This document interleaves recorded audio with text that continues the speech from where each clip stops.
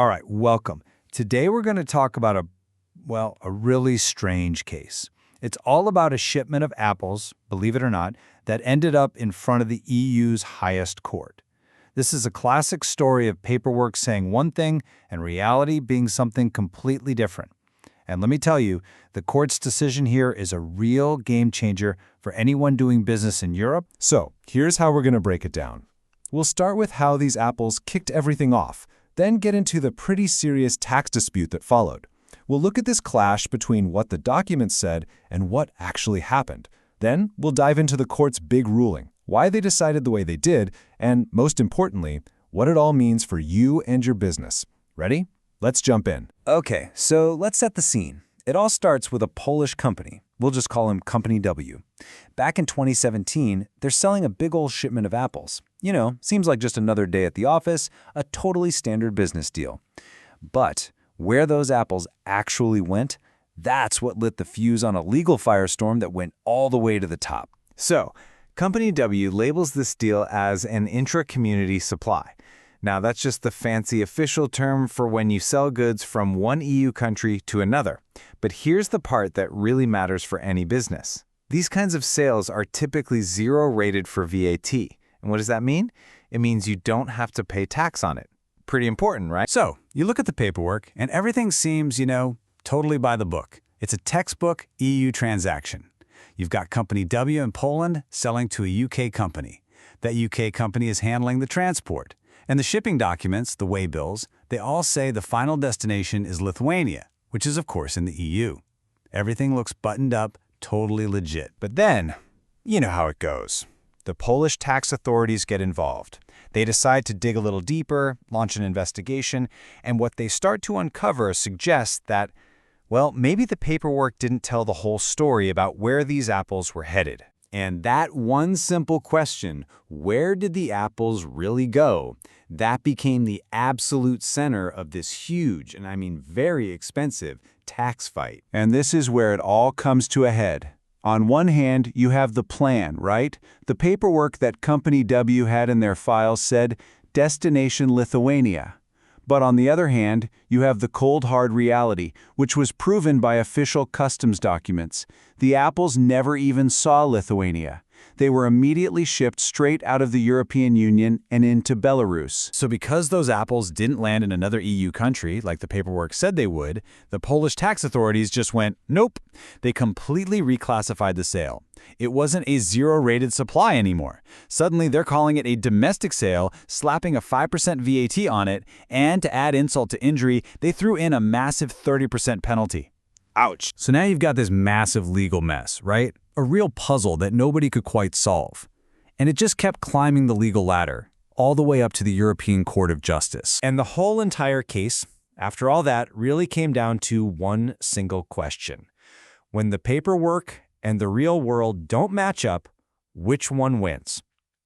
Do you follow the original documents, what the supplier intended, or do you follow where the goods actually went, even if the supplier had no clue that's where they were headed? Now, before it got to the very top, the Polish Supreme Court had its say, and their argument was all about intent.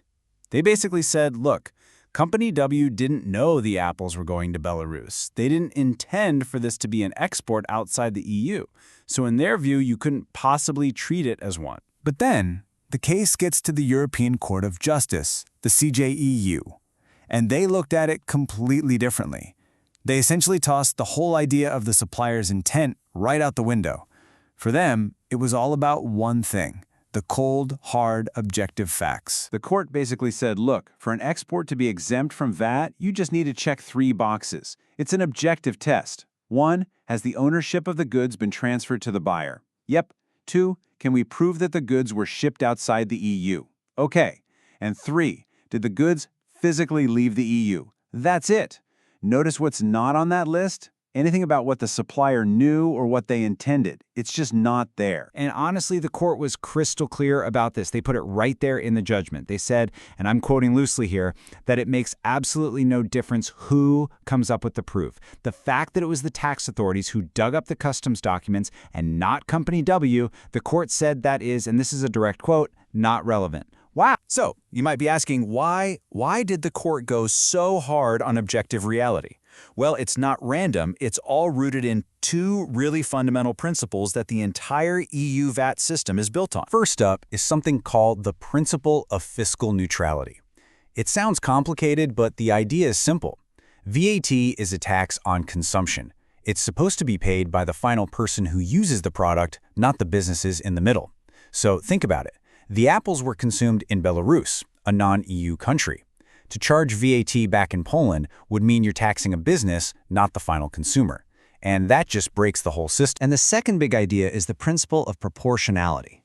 This is basically just common sense. It says the punishment has to fit the crime, right? The measures the authorities take can't be overkill. In this case, the court looked at it and said, wait a minute, you're going to hammer this company with a huge penalty for a paperwork error when we all agree the goods did actually get exported. That's not proportional. It's just going way too far. Now, the court was careful to say that this doesn't mean paperwork is completely useless. There are two big situations where your paperwork or lack thereof really does matter. First, if your mistake makes it literally impossible for anyone to prove the goods left the EU. And second, and this one's a biggie, if you knew or you should have known that you were part of a tax fraud scheme. And this is the key point for our apple-selling friends. Neither of those exceptions apply to Company W. The export to Belarus was a proven fact. Remember, the tax authorities themselves found the proof. And even they had to admit there was zero evidence that Company W was trying to pull a fast one or participate in any fraud. Okay, so let's get to the bottom line. What does this all mean for you, for any business that's moving goods across EU borders? Well, this ruling is a really big deal. It sets a powerful new precedent. All right, here are the big takeaways you need to remember. First, what actually happens to the goods, the reality, is way more important than what's written on some initial document. Second, if you can prove an export happened, you get the tax exemption. It doesn't matter if you found out about it after the fact. Third, tax authorities can no longer just deny an exemption because of a simple paperwork slip-up if the main conditions were met. And finally, the proof can come from anywhere, even from the tax authority's own investigation. The only way you lose that exemption is if you actively hide the evidence or if you're knowingly part of a fraud. So this leaves us with a really fascinating and kind of challenging final thought. The court made it clear, facts are king. Reality trumps paperwork. And that's a huge win for businesses that are trying to do the right thing. But it also opens up a tricky question, doesn't it? If we all agree that what's on paper might not be the whole story, how do we build trust between businesses and tax authorities? The court has drawn a line in the sand, but figuring out how to operate in this new reality-first world, well, that's a conversation that's really just getting started. Thanks for tuning in to this explainer.